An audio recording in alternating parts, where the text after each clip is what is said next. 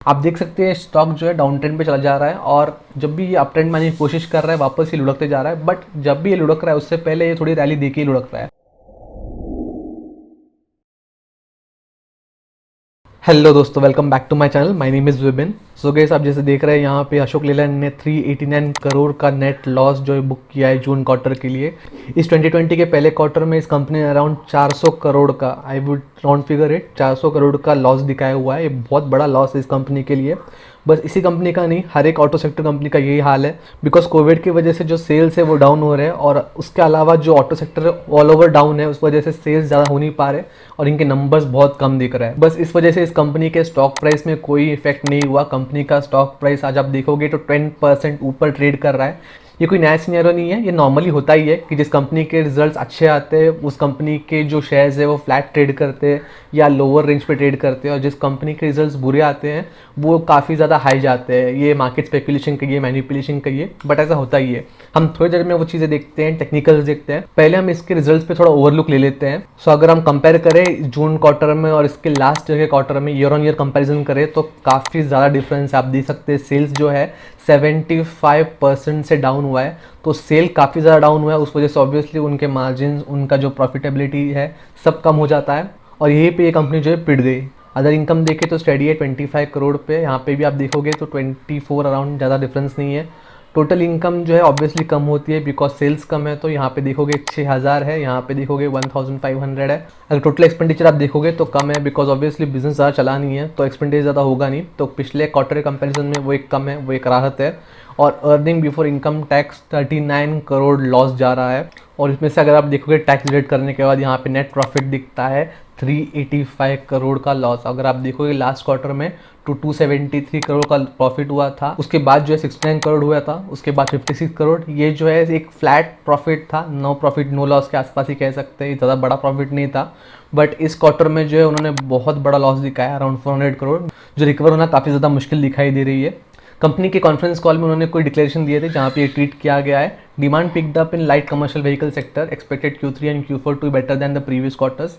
Company is in sound position, liquidity is adequate, taken 15 to 20% price increase due to BS6 cost increase. So overall company ये कह रही है कि अगले quarters जो है बेहतर रहने वाले बिकॉज उनका जो डिमांड है कमर्शियल व्हीकल में, खास करके लाइट कमर्शियल व्हीकल में, as compare to previous quarters ज़्यादा दिखाई दे रहा है जुलाई के मंथ में, वो यहाँ पे ये कह रहा है। बट अगर यहाँ पे मैं सेल्स फिगर देखूँ, ये जुलाई के सेल्स फिगर है, मैं डायरेक्ट कंपनी की वेबसाइट से ले रहा हूँ, तो मुझे यहाँ पे भी कोई ज़्यादा इजाफा दिखाई नहीं दे रहा है। यहाँ पे आप देख सकते हो ओवरऑल कंपनी की जो डोमेस्टिक सेल्स है वो 57% डाउन है, लाइट कमर्शियल व्हीकल में 31% डाउन है, बाकी सब में जो है 70 अबाउट जो है डाउन है, और टोटल एवरेज निकलता है 57% जो है व्हीकल्स कम सेल हो रहे हैं as compare to last quarters. अगर हम एक्सपोर्ट्स की बात करें तो एक्सपोर्ट्स भी इक्वली हिट हुए हैं। यहाँ पे देख सकते हैं आप 56% जो है कम हुआ है export as compare to last year का जुलाई। सो यहाँ मुझे तो नहीं लग रहा है कि अगला क्वार्टर भी इनके लिए कोई मैजिकल होगा, अगला क्वार्टर भी मुझे लग रहा है लॉस में जाने वाला है। मे बी कम लॉस हो, एज उन्होंने कहा कि थोड़ा बहुत जो डिमांड है वो पिकअप हो रहा है, बट लॉस ही रहने वाला है जहाँ तक मेरा अंदाज़ा है, बिकॉज सेल्स अगर इतने बुरे हैं तो ऑब्वियसली वो प्रॉफिट कैसे कर सकते हैं। अगर हम शेयर होल्डिंग पैटर्न देखें तो यहाँ पे देख सकते हैं प्रमोटर्स की होल्डिंग उतनी की उतनी है, 1% भी ना बढ़ी है ना घटी है अगर हम मार्च 2019 से अब तक का देखें तो। बट प्लेज शेयर जो है बढ़ गए हैं, कंटिन्यूसली बढ़ते जा रहे हैं। मार्च में 6.6 था, यहाँ पे 9.26 है, और अगर देख रहे हो करंट क्वार्टर में 10.88 हुआ है, जो कि काफ़ी एक कंसर्निंग न्यूज़ है क्योंकि जो शेयर्स प्लेज होते हैं उन पे बहुत बड़ा रिस्क होता है। यहाँ पे FIIs और FPIs ने अपनी होल्डिंग्स कम कर दिए पिछले क्वार्टर के हिसाब से। पिछले क्वार्टर में 19 था, यहाँ पे जो है 17.63 हुआ है, और टोटल DIs का हल्का सा बढ़ा है 20.02, जहाँ पे लास्ट क्वार्टर में 20 था। और जो फाइनेंशियल इंस्टीट्यूशंस है उनका जो है एवरेज फ्लैट ही रहा है 2.62, लास्ट क्वार्टर में 2.6 था। अगर इंश्योरेंस कंपनीज देखें तो उन्होंने भी फ्लैट ही रखा है 3.52, जबकि लास्ट क्वार्टर में 3.2 था। म्यूचुअल फंड्स ने अपनी होल्डिंग कम कर दी है और बहुत ही ड्रास्टिकली कम कर दी है, 11.07 से डायरेक्टली 9.66, अराउंड 1.5 बोल सकते हैं, 1.5 पॉइंट्स का जो है उन्होंने यहाँ पे डिक्लाइन दिखाया हुआ है। और अदर DIs जो कि HNI कैटेगरी में आते हैं उन्होंने अपनी होल्डिंग्स बढ़ाई है। लास्ट टाइम उनकी होल्डिंग जो है 3.13 थी, यहाँ पे उनकी 4.22 दिखाई दे रही है। और सबसे ड्रास्टिकल इंक्रीज हुआ है रिटेलर्स में। रिटेलर्स ने अपनी होल्डिंग्स जो है काफ़ी ज़्यादा पॉइंट से बढ़ा दी है। लास्ट टाइम 15.53 था, इस बार जो है 16.99 है। तो रिटेलर्स के पास अच्छा खासा माल है इस कंपनी का। NSE पे देखिए तो करंटली ट्रेड कर रहा है 60.55 पे, जो कि 12% से अप है। अगर हम देखें प्रीवियस क्लोजिंग था 53.95, ये रिजल्ट आने के पहले की क्लोजिंग है। ये ओपन हुआ 53 पे, इसने हाई बनाया 61 का, लो था इसका 52.30 का। करंटली ये जो है 60.53 पे ट्रेड कर रहा है। जो मैंने अभी तक आपको रिजल्ट्स बताए, जो इस कंपनी के फैक्ट्स बताए, जो फ्यूचर प्रॉस्पेक्ट्स बताए, जो सेल्स बताए जुलाई के, उस हिसाब से मुझे ये जो रेट है वो समझ में नहीं आ रहा है कि इतना कैसे बढ़ सकता है।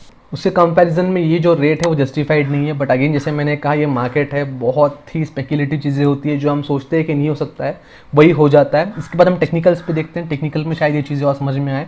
अगर हम क्वांटिटी ट्रेड की बात करें तो यहाँ पे 15 करोड़ 12 लाख शेयर्स जो है ट्रेड हुए हैं और डिलीवरी हुई है 4 करोड़ 25 लाख की। तो अराउंड 28% की डिलीवरी है, जो कि बहुत ज़्यादा नहीं है। बट हो सकता है मार्केट एंड होते होते ये अराउंड 35-40 तक पहुँच जाए। करंटली 130 हो रहा है, तो ऑब्वियसली अराउंड और 1.5-2 घंटे हैं मार्केट क्लोज होने के लिए, तब तक शायद ये डिलीवरी परसेंटेज जो है आई थिंक बढ़ जाएगा। अगर हम टेक्निकल्स पे देखें तो सबसे पहले RSI से चालू करते हैं। RSI जो है काफ़ी टाइम से ये पीक पे पहुंच नहीं पाया है। आप देखोगे लास्ट टाइम जब ये पीक पे पहुंचा था वो था 23 जैन। तो वापस ये जो अपने 70 का लेवल जो है वो क्रॉस कर रहा है। 70 का रेंज क्रॉस करते हैं यानी ये ओवरबॉट जोन में चला जाएगा। उसके बाद जो है रिट्रेसमेंट हम शायद देख सकते हैं, बिकॉज पहले भी ऐसे हुआ था, जब भी ये 70 तक पहुंचता है, 70 को क्रॉस करना चाहता है, वापस जल्दी रिट्रेसमेंट आ जाता है। यहाँ पे ब्लू लाइन आपको जो दिख रही है मैकडी की लाइन, ये सिग्नल लाइन के ऊपर है, यानी कि बुलिश क्रॉसओवर है और हिस्टोग्राम भी काफ़ी बड़ा बन रहा है।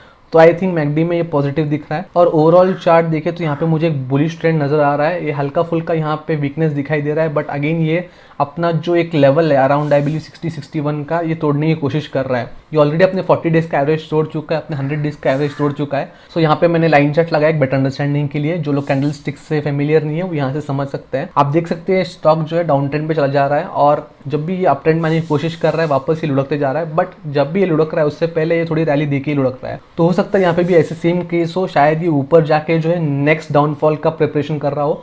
तो अगर आप इसमें इन्वेस्ट करने का सोच रहे हो तो शॉर्ट टर्म के लिए सोचिएगा। बिकॉज पर्सनली अगर मेरा ओपिनियन बोलूँ तो मैं इस कंपनी में लॉन्ग टर्म के इन्वेस्ट करना चाहूँगा नहीं करंट सिचुएशन में। बिकॉज सिचुएशन ऐसी है कि ये जो सेक्टर है ये कोरोना के साथ चलने वाला सेक्टर नहीं है। IT या फार्मा होता तो yes I could have risk, but ये करंट कोरोना सिचुएशन के साथ जो है मीटअप नहीं कर पा रहा है, उनके सेल्स उतने बढ़ नहीं रहे, तो ऑब्वियसली रिस्क बना रहेगा। फंडामेंटल्स कंपनी के करंटली बहुत ज़्यादा वीक है, उनके पास कैश क्रंच बहुत जल्दी होने वाला है, काफ़ी सारे शेयर्स प्लेज्ड पे है। तो लॉन्ग टर्म के लिए मेरा व्यू इस पर अभी बुलिश है। हो सकता है आगे जाके जब सेल्स नंबर अच्छे आए, कोरोना सिचुएशन रिलैक्स हो, जब डिमांड बढ़े, तब ये जो है एक रिवर्सल ले सकता है, फंडामेंटल रिवर्सल हो सकता है। बट करंटली तो लॉन्ग टर्म के लिए मैं इसमें होल्डिंग की सलाह नहीं दूंगा, ना ही खुद होल्ड करूंगा। बट अगर आप इंट्राडे स्विंग ट्रेडिंग करना चाहते हैं, ये आपका रिस्क होगा। आप उतना इन्वेस्ट कीजिएगा जितना आप इन्वेस्ट करके भूल सकते हैं। यानी अगर आपको लॉस भी हो रहा है तो आप वो पैसे इन्वेस्ट करके भूल सकते हो। अगर आपको रेड दिखाई भी दे रहा है तो आपको पैसे की ज़रूरत ना हो और आप वहाँ पे लॉस बुक ना करो, आप वापस इसका प्रॉफिट मनी का वेट कर सकते हैं। तो एक्जैक्टली तो बोल नहीं सकते कितना टाइम लगेगा, बिकॉज ये काफ़ी ज़्यादा गैप से इसके बीच में जो कवर अप करना पड़ेगा।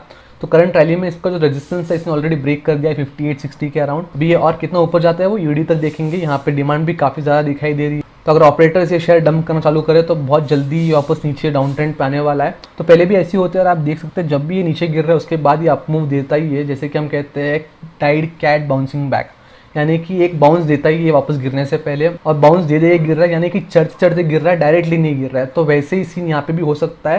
ये काफ़ी ज़्यादा चढ़ रहा है न्यूज़ के आने के बाद, बिकॉज बिल्कुल रिलेवेंट नहीं है। समझिएगा अगर न्यूज़ के आने के पहले ये बढ़ता तो समझ सकते कि लोगों का स्पेकुलेशन है, लोगों को लग रहा है शायद पॉजिटिव न्यूज़ हो इसलिए चढ़ रहा है। बट न्यूज़ आने के बाद भी चल रहा है, इसका मतलब थोड़ा बहुत इसमें गेम चल ही रहा है। तो आप सावधान होकर इसमें पोजीशन बनाइएगा। जैसे कि मैंने कहा उतने ही पैसे इन्वेस्ट कीजिए जितना का आपको फर्क ना पड़े, भले प्रॉफिट हो या लॉस हो। आप लॉस देख के ज़्यादा जो हड़बड़ा ना आ जाए, आप लॉस देख के जो इतना ज़्यादा टेंशन में ना आ जाए कि बहुत बड़ा लॉस है, मेरे महीने भर की सैलरी है, 10 दिन की सैलरी, ऐसा इतना बड़ा पोजीशन मत लीजिए। आप अपना कंसिडरेबल रिस्क लीजिए कि उतना इन्वेस्ट कीजिए इतना अगर आपको लॉस हो रहा है तो आपको फर्क ना पड़े, आप होल्ड कर पाए। बट ये जस्ट मेरा एक पर्सनल ओपिनियन है, आप ऑब्वियसली इसको डिफर कर सकते हैं। आपको अगर इसमें कन्विक्शन है, आपको लग रहा है ये शॉर्ट टर्म में और ज़्यादा ऊपर जाएगा और आपको ज़्यादा पोजीशन बनाए, तो आपको कोई रोक नहीं सकता, आप आपका डिसीजन ले सकते हैं। मैंने अपना बस आपको एक पर्सपेक्टिव दिया। सो अगर मैं ओवरऑल समराइज करूँ इस वीडियो को तो कंपनी के पर्सपेक्टिव करंटली वीक है। आगे भी जो है जल्दी मुझे रिकवरी दिखाई नहीं दे रही है क्योंकि सेल्स अभी भी डाउन है। करंट रैली जो है काफ़ी ज़्यादा आगे बढ़ चुकी है, 12% का रिटर्न, वो भी ऐसे स्टॉक में जिसका रिजल्ट इतना बुरा आया हो। तो अगर आप बहती गंगा में हाथ धोना चाहते हैं तो धो सकते हैं, बट रिस्क आपको कंसिडर करना पड़ेगा कितना लॉस आप बेयर कर सकते हो अगर इसने जो है रिवर्सल देना चालू किया तो। आई होप आपको ये वीडियो पसंद आया होगा, आपको इन्फॉर्मेटिव लगी होगी और आपके डिसीजन मेकिंग में थोड़ा आपको हेल्प कर देगी। आप प्लीज़ इस वीडियो को लाइक कीजिएगा, इस चैनल को सब्सक्राइब कीजिएगा। मैं आपसे फिर मिलूंगा, तब तक के लिए गुड बाय।